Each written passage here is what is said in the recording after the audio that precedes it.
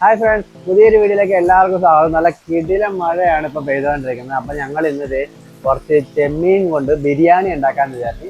അപ്പോൾ ചെമ്മീൻ ഞങ്ങൾക്ക് കഴിഞ്ഞ ദിവസം തിലോപ്പിയ വാങ്ങിയ ഒരു വീഡിയോ ഞാൻ ഇട്ടിട്ടുണ്ടായിരുന്നു. അന്ന് തിലോപ്പിയ വാങ്ങാൻ പോയ വഴിക്ക് ആ ചേട്ടൻ ഞങ്ങൾക്ക് ചെമ്മീൻ, നിങ്ങൾ രണ്ടുപേരും ചെമ്മീൻ വീട്ടിൽ ഉള്ളി കളിക്കാൻ പറഞ്ഞ് പുള്ളി ഞങ്ങൾക്ക് ഫ്രീ ആയിട്ട് വന്ന ചെമ്മീനാണ്. അപ്പം ഞങ്ങൾ ഇന്ന് അത് വെച്ചിട്ട് ഒരു ബിരിയാണി ഉണ്ടാക്കി നോക്കാൻ പോവുകയാണ്, ട്രൈ ചെയ്ത് നോക്കാൻ പോവാണ്. അപ്പോൾ ഇന്നത്തെ വീഡിയോയിലേക്ക് എല്ലാവർക്കും സ്വാഗതം.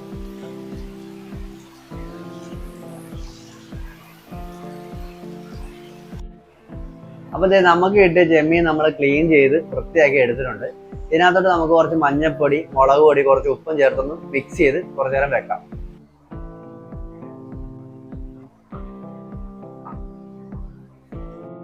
അതിൻ്റെ ഉപ്പും മുളകൊക്കെ പുരട്ടി വെച്ചിട്ടുണ്ട്. ഇതൊരു 5 മിനിറ്റ് ഇരിക്കട്ടെ. നമുക്ക് ആ സമയത്ത് അരി വേവിച്ചെടുക്കാം. നമുക്ക് ബിരിയാണിക്കുള്ള റൈസ് വേവിച്ചെടുക്കേണ്ടതുണ്ട്.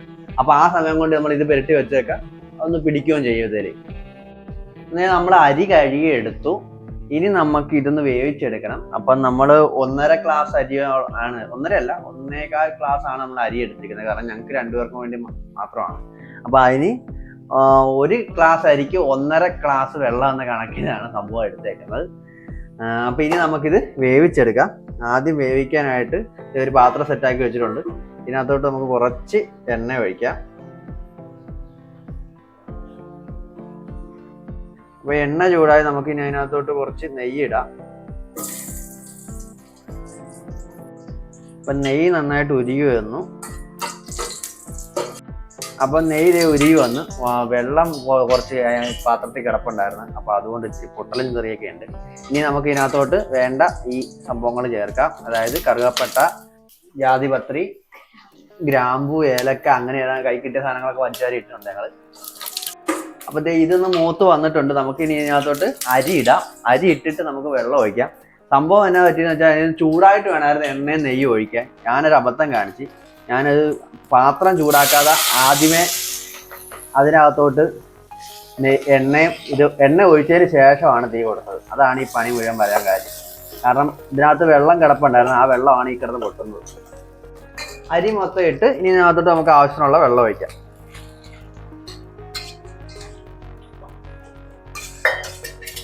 പിന്നെ അതിൻ്റെ ആവശ്യത്തിനുള്ള ഉപ്പും കൂടി, അപ്പം അതിനാവശ്യത്തിനുള്ള ഉപ്പും കൂടി ചേർത്തിട്ടുണ്ട്. ഇനി ഇത് നമുക്ക് തിളച്ച് വേകാൻ വേണ്ടിയിട്ട് വെയിറ്റ് ചെയ്യാം. അപ്പോൾ അരി തിളക്കാൻ വെച്ചു. ഇനി നമുക്ക് ബാക്കി സാധനങ്ങൾ ചെയ്യാം. കുറച്ച് സവോള വറുത്തെടുക്കണം, അതിനകത്തൊക്കെ ചേർക്കാനുള്ളതാണ്. അപ്പോൾ ഇനി നമുക്ക് സവോള വറുത്തെടുക്കാം. അപ്പോൾ എണ്ണ ചൂടായി വരുന്നുണ്ട്. ഇത് ഇടയ്ക്കൊന്ന് നമുക്കൊന്ന് ഇളക്കി കൊടുക്കണം, ഇല്ല അടി പിടിക്കും. ഇത് എണ്ണ ചൂടായി. അപ്പോൾ സവോള നമുക്ക് ഇതിനകത്തോട്ട് വറുക്കാം.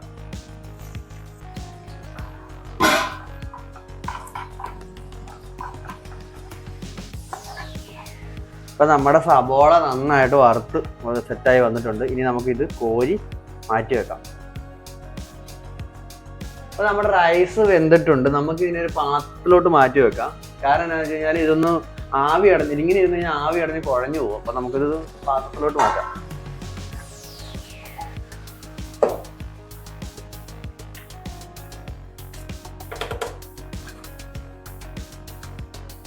അപ്പോൾ അരിയും വെന്തു. ഇനി നമുക്ക് ചെയ്യേണ്ടതെന്ന് വെച്ചാൽ നമ്മുടെ ചെമ്മീൻ വറുത്തെടുക്കണം. വറുക്കാന്ന് പറയുമ്പോൾ ഒത്തിരി വറുത്ത് ഡ്രൈ ആക്കി എടുക്കണ്ട, ഒരു മീഡിയം വേകുന്ന രീതി നമുക്കൊന്ന് വറുത്തെടുത്താൽ മതി.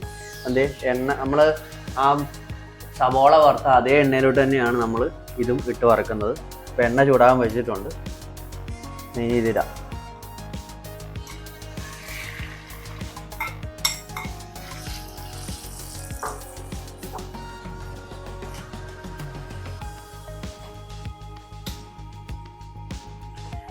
അങ്ങനെ നമ്മുടെ ചെമ്മീനും സെറ്റായി വന്നിട്ടുണ്ട്. ഒരു മീഡിയം ഫ്രൈ ആയി വന്നിട്ടുണ്ട്. നമുക്ക് ഇതും കൂടി മാറ്റി വെക്കാം. ഇതൊക്കെ ഓരോരോ സ്റ്റെപ്പുകളായിട്ട് പലതും പലതായിട്ട് ഇങ്ങനെ ചെയ്ത് വെക്കണം. വറുത്ത് വെക്കണം, ചെമ്മീൻ വറുത്ത് വെക്കണം, സവോള വറുത്ത് വെക്കണം, അരി വേവിച്ച് വെക്കണം, ഗ്രേവി ഉണ്ടാകും. ഇത് ലാസ്റ്റ് ഇതെല്ലാം കൂടി മിക്സ് ചെയ്യണം. അപ്പം ഇപ്പം നമ്മുടെ ചെമ്മീനും ആയിട്ടുണ്ട്. ഇത് നമുക്കിനി കോരി വെക്കാം.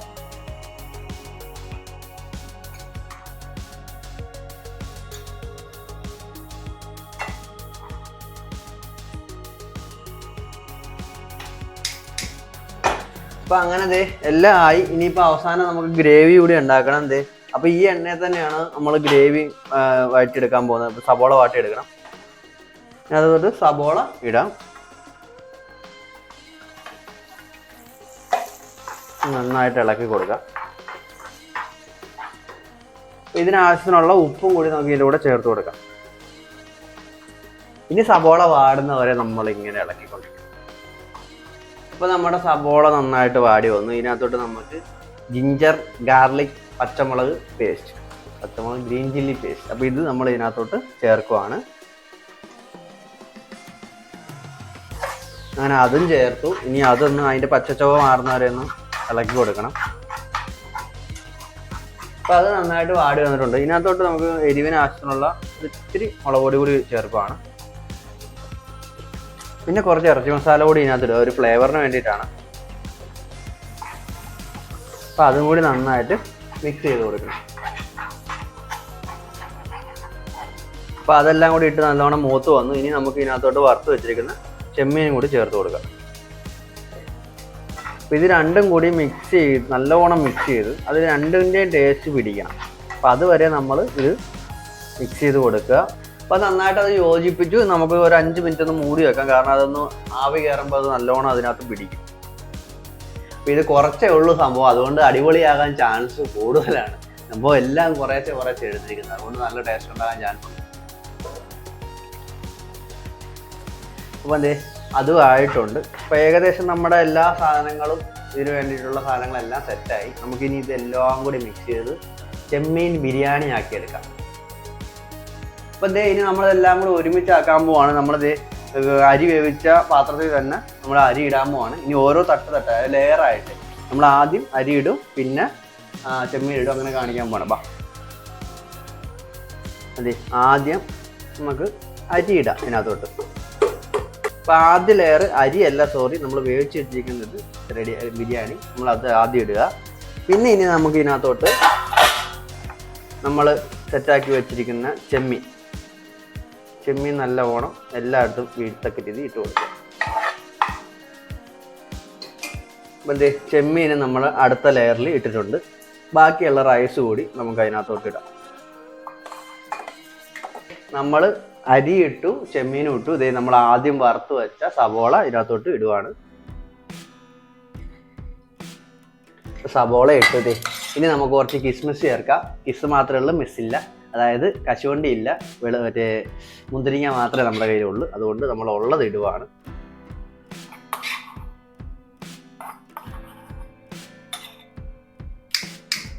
അപ്പം എന്തേ എല്ലാം കൂടി ഇട്ടിട്ടുണ്ട്. ചെറുതായിട്ട് നമുക്കൊന്ന് ആവി കൊള്ളിച്ച് അതൊന്ന് മൊത്തത്തിലൊന്ന് പിടിച്ച് വരട്ടെ. അപ്പം നമ്മുടെ ബിരിയാണി റെഡിയാകും. അപ്പം അതേ അടി പിടിക്കാതിരിക്കാൻ ഇങ്ങനെ ഇടക്കൊന്ന് ഇളക്കി കൊടുക്കുക. അപ്പോൾ അതൊന്നും മിക്സും ആവും, അതൊന്നും അടി പിടിക്കാതെ സെറ്റായി വരികയും ചെയ്യും. അപ്പം എന്തേ നമ്മുടെ ചെമ്മീൻ ബിരിയാണി റെഡി ആയിട്ടുണ്ട്. അപ്പോൾ നമുക്കിനി ഇത് കഴിച്ച് നോക്കാം.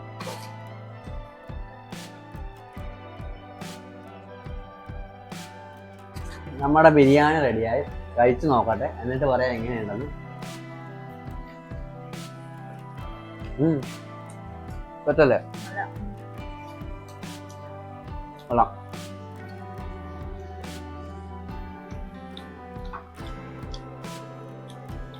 അല്ലേ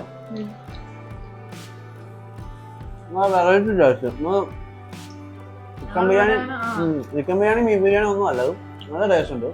ഇതിൻ്റെ ടേസ്റ്റ് ഉണ്ട്. നിങ്ങൾക്കറിയാലോ ചെമ്മീൻ്റെ ടേസ്റ്റ് നമ്മൾ മറ്റേ റോസ്റ്റ് ചെയ്യുമ്പം അറിയാം. അതുപോലത്തെ ഒരു ചെമ്മീൻ്റെ ടേസ്റ്റും പിന്നെ ബിരിയാണി റൈസിൻ്റെ ടേസ്റ്റും രണ്ടും കൂടി ചെയ്യുമ്പം നല്ല രസമുണ്ട്.